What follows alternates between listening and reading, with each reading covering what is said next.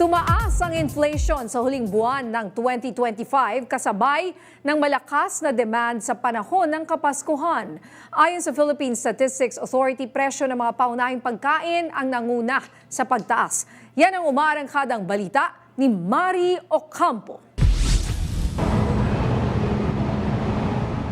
Naitala ang 1.8% na inflation nitong December 2025, ayon yan sa Philippine Statistics Authority.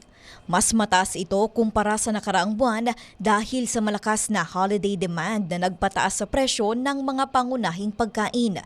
Sa kabuuan, umabot sa 1.7% ang average inflation para sa buong 2025. Mas mababa pa rin sa target ng pamahalaan na 2 hanggang 4%. Ayon kay National Statistician Dennis Mapa, bukod sa holiday demand, malaki rin ang naging epekto ng mga bagyong nanalasa noong Nobyembre sa produksyon ng agrikultura.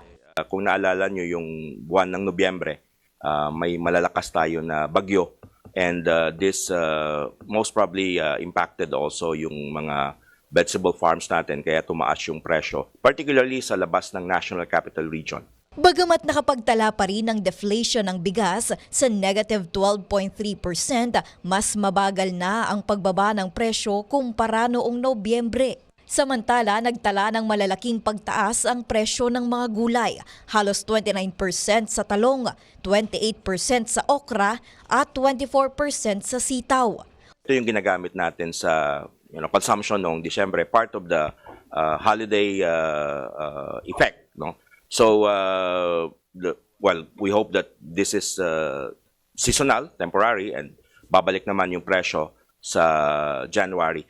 Sa Metro Manila, bumaba ang inflation sa 2.3% mula sa 2.8% noong Nobyembre dahil sa mas mabagal na pagtaas ng singil sa kuryente.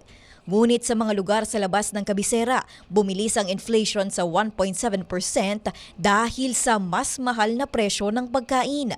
Pinakamataas pa rin ang inflation sa Central Visayas na nasa 3.8%, habang nanatiling nasa deflation ang Bangsamoro Autonomous Region and Muslim Mindanao sa negative 1%. Target ng pamahalaan na mapanatili ang inflation sa loob ng 2 hanggang 4% sa natitirang panahon ng administrasyon. Sa 2026 national budget, mayroong halos 297 billion pesos na pondo para sa agrikultura upang palakasin ang produksyon at siguraduhin ang food security.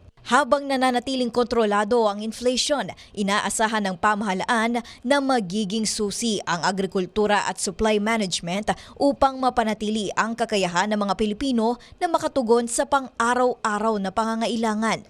Ako, si Mari Ocampo ng PRTV News, nagseserbisyo para sa Pilipino.